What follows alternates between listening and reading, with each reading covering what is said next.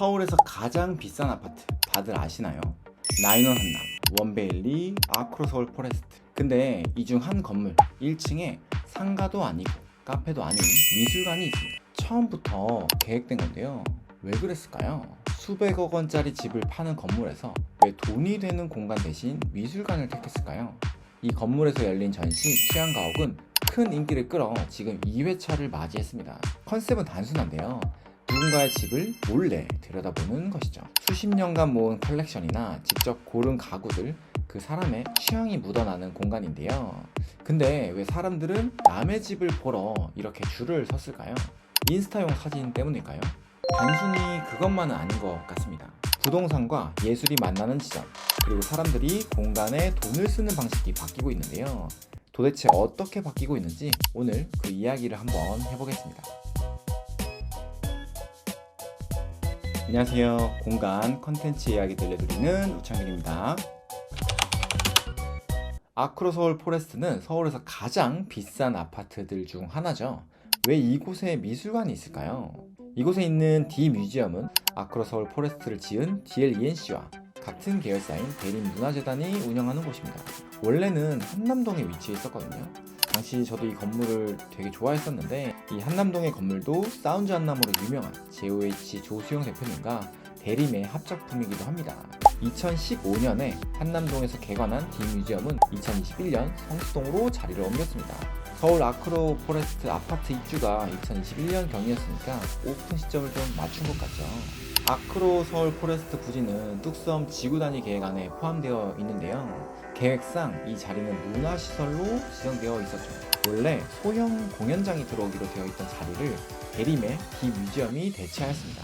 아무래도 기존의 미술관을 운영하던 경험과 소공연장의 실효성을 놓고 봤을 때 대림 측과 성동구청의 의견이 일치하지 않았을까라는 생각이 드네요. 이처럼 행정의 지구단위 계획에서부터 시작되고 자리 잡은 D 뮤지엄에서 흥미로운 전시가 열리고 있는데요. 바로 남의 집을 보는 전시입니다. 취향가옥 전시를 1회차 이후 2회차도 다녀왔는데요. 처음 방문했을 때 무엇보다 놀라웠던 게 마치 미술관인데 미술관 같지 않았습니다. 친구의 집을 몰래 훔쳐보는 느낌이었죠. 물론 이렇게 부호의 친구는 없는데 실제로 이곳은 3개의 공간을 컨셉별로 나눴습니다. 누군가의 집, 그리고 그 속에 작품이 놓여있죠. 맨 처음 장소는 스플릿 하우스라는 컨셉으로 입구부터 작은 정원이 나옵니다. 자갈 위 디딤돌을 밟고 가는 구조죠. 집에 들어오는 느낌을 만드는 장치인 거죠. 이곳에서 이우환, 김창렬 작가의 작품을 볼 수 있습니다. 벽 한켠이 그림 하나로 가득 차 있죠. 이렇게 작품들 사이로 기성품들도 좀 볼 수 있었는데, 크리스티아나 지오파토 앤 크리스토퍼 쿰스, 이름이 너무 긴데 이탈리아 영국의 건축가이자 디자이너인데 굉장히 독특한 비주얼의 조명이 이곳과 그리고 다른 층에도 있어서 기억이 남네요. 실제 집 내부에서 볼 법한 세면대나 침실, 히노키 이런 구성 자체가 마치 집처럼 되어 있어서 왠지 모르게 친숙함이 들기도 하죠. 바닥도 목재 소재라 더 집 같기도 하더라고요. 그리고 바로 옆으로 가면 고기환 씨의 컬렉션을 한눈에 볼 수 있는데, 나이키, 카우스는 기본이고 공연 티켓, 스티커, 포스터 카드처럼 취향이 그냥 작품이 되기도 합니다. 개성 만점 수집품들이 진짜 취향 강한 친구네 집에 놀러 온 것 같았죠. 그리고 야콥센의 에그체어 위에 도넛 인형이 있는 것도 위트가 되게 넘치더라고요. 그리고 세 번째 층은 테라스 듀플렉스 하우스였는데 말 그대로 테라스 그리고 복층 형태의 집을 연상시킵니다. 개인적으로 좋아하는 그 김현희 작가님의 작품을 볼 수 있어서도 반가웠습니다. 과거 규방 가구에 주목을 해서 고전미를 현대적으로 재해석했는데 투명한 소재를 활용해서 작품 자체가 큰 크리스탈처럼 보이지만 구조적으로는 전통의 디자인을 따라 그 모습에 개성이 묻어있죠. 각 공간도 마찬가지로 엄청나게 넓은 자산가의 집을 투어하는 듯한 느낌을 들게 만듭니다. 예를 들어서 어디서 많이 보던 소파 아닌가요? 토고 소파인데 국내에서도 엄청 유행이잖아요. 근데 알고 보니 미셸 뒤카로이라는 프랑스 대표 가구 디자이너의 작품이라고도 하더라고요. 편안함에 조형미를 갖춘 기성품 정도로 생각했는데 이렇게 디자이너에 대한 설명을 보니까 또 색다르게 더 느껴졌습니다. 그리고 다른 층에서는 빈티지 미니카가 벽 한 켠을 차지하게 됐는데 40여 년간 쌓은 10만 여점의 미니카 컬렉션인데 보는 순간 입이 떡 벌어지더라고요. 마치 남자들의 로망이 현실로 나온 느낌이랄까요. 이 각각의 작품, 가구, 컬렉션이 모두 세심하게 선별된 걸 확연히 느낄 수 있었습니다. 다만 이 전시가 조금 더 남다르게 느껴졌던 건 바로 집이라는 그릇 때문인데요. 물론 흔하게 볼 수 있는 집의 구조는 아니었고 높은 층고에 광폭을 넘어선 초대형 폭의 거실 공간, 그리고 복층이지만 여느 오피스텔 같지 않은 그런 층고를 갖고 있었죠. 근데 그 속을 잘 살펴보면 실제 집에서 볼 법한 세면대, 화장실, 샤워실, 옷방, 그리고 거기에 준하는 바닥 마루의 재질과 수전이 실제 집에서 사용하는 품목들로 채워져 있었습니다. 참여사에 한샘이나 도모 같은 곳들이 있는 이유이기도 하죠. 만약 다양한 작품을 그냥 나열했으면 과연 이런 감동을 저희가 느낄 수 있었을까요?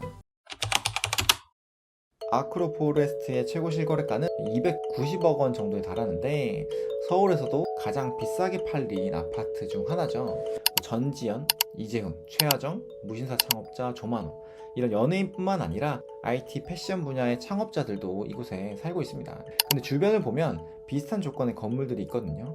갤러리아 폴의 트리마제, 서울숲과 한강 조망이 조금씩은 다르지만 큰 틀에서는 유사하죠. 근데 아크로가 가장 신축인 건 맞습니다. 하지만 같은 위치에 미술관이 없었다면 저는 그 영향을 무시하기는 좀 어려울 것 같습니다. 물론 여전히 신축, 입지, 배이수, 남향 같은 전통적인 기준은 유효한데요. 저도 집을 볼 때 그런 요소를 당연히 챙기기 때문이죠. 근데 이 취향 가옥이 전하는 메시지는 조금 다른 것 같습니다. 집은 의식주를 해결하는 공간이 아니라 어떤 사람인지를 보여주는 공간이라는 거죠. 설령 아파트가 주식처럼 투자의 수단이라고 하더라도 그 안에 공간을 꾸미는 방식은 점점 다양해지고 있는데요. 똑같은 84 타입 대신 가변형 평면, 커스터마이징 설계가 나오는 것도 그런 흐름의 하나죠. 빈티지 가구를 드리는 것도 같은 평면에서 나만의 이야기를 담고 싶어서가 큰 이유인 것 같습니다. 오늘의 집이 단순한 인테리어 앱을 넘어서 2,800억 원대 매출 플랫폼이 된 것도 결국은 같은 흐름 같고요. 84제곱미터의 방 3개짜리, 어디서나 똑같이 생긴 아파트가 모두 정답이던 시대가 끝나가고 있다라는 생각이 드네요. 취향이 집값을 완전히 설명하는 시대는 아직 아닙니다. 하지만 취향이 집값에 반영되기 시작한 건 분명해 보입니다. 그리고 그 속도는 생각보다는 좀 빠른 것 같네요. 근데 이게 아크로 하나만의 이야기가 아닙니다. 바로 앞에 공터 혹시 아시나요? 유명한 부영그룹의 부지인데요. 2009년에 3,700억 원을 주고 매입을 했는데 15년간 방치를 했습니다. 근데 이곳에 지상 49층, 3개동 규모의 초고층 복합 문화시설을 계획하고 있는데 604개의 실규모의 5성급 호텔과 하이엔드 레지던스 300여 가구, 그리고 공연장이 계획되어 있습니다. 2024년에 건축 심의가 통과되었다고 하네요. 비단 이곳뿐만 아니라 인근에 삼표 레미콘 부지가 있죠. 김포공항 활주로, 여의도 63빌딩, 잠실 롯데월드타워 등 유명한 시설이 이 공장 레미콘이 들어갔다고 합니다. 그리고 지금은 79층 초고층 복합시설로 계획 중에 있고요. 모두 다 다른 사업장이지만 뚝섬 일대를 문화 복합 클러스터로 만들겠다는 사업 주체의 의지와 성동구의 계획이 맞물려 있는데요. 특히 세 곳 다 아파트만 짓지 않습니다. 호텔, 공연장, 업무시설, 문화시설처럼 주거의 문화를 접목시키는 방식이 반복되고 있죠. 근데 복합 문화 공간이라는 표현 많이 쓰이죠. 솔직히 말해서 그 안에서 가장 중요한 건 결국 주거라고 생각합니다. 왜냐고요? 도쿄의 아자부다이 힐즈를 보면 알 수 있는데 아만 레지던스 펜트하우스가 약 2천억 원에 거래가 됐습니다. 아파트 한 채가 웬만한 초고가 빌딩에 맞먹는 수준이죠. 그 아래에 잔호 호텔이나 오피스, 리테일이 절묘하게 조화를 이루고 있습니다. 수익 구조의 핵심은 결국 레지던스 분양이었죠. 근데 왜 아만이었을까요? 아만은 그 자체로 하나의 취향이죠. 사람마다 받아들이는 이미지는 다르겠지만 공통적으로 하이퍼엔드, 아무나 접근하기 어려운 곳이라는 인식이 있죠. 그걸 원하고 열망하는 사람에게 레지던스와 결합해서 판매를 한 겁니다. 당연히 아만이 갖는 시설, 서비스의 특별함이 있겠죠. 하지만 분명한 건 눈으로 보이는 물리적 시설 외에 취향이라는 무형의 가치가 가격에 반영된 건 분명해 보입니다. 즉 주거가 중요한 사업의 지표이지만 문화와 취향이라는 콘텐츠로 이를 더 부각시키는 방법을 찾은 것이죠. 자, 다시 처음으로 돌아가 볼까요? 왜 사람들은 남의 집 구경에 돈을 지불할까요? 그 집 안에 있는 가구, 조명, 작품이 내가 살고 싶은 삶을 보여주기 때문입니다.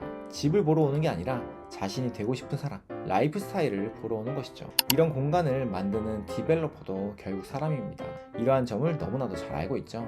그래서 미술관, 호텔, 공연장 등 우리가 갖고 싶고 열망하는 시설을 만듭니다. 집을 파는 게 아니라 그 집에 사람들의 취향을 함께 전달하는 거죠. 네, 오늘 이야기 어떠셨나요? 재밌고 유익하셨다면 구독과 좋아요 부탁드리겠습니다. 감사합니다.